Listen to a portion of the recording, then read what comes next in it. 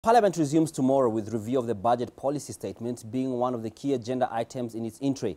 The National Treasury made public the draft budget policy statement on January 10th, 2019, with a view to incorporating feedback from the public. Julian Samboko takes a look at some of the issues bound to shape debate in Parliament.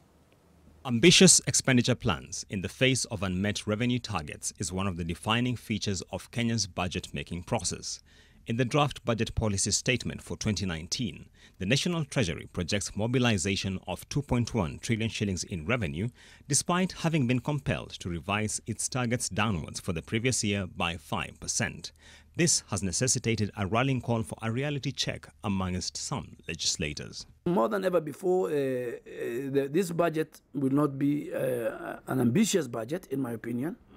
It must be a budget that is very realistic, and that the projections themselves must be very realistic based on what is happening now in terms of revenue. Besides revenue, Parliament will be hard-pressed to check on the planned expenditure as the government aims to check on its appetite for debt. This comes even as the country's debt rose to an estimated 5.3 trillion shillings as at the start of February 2019, with the domestic debt accounting for 49%.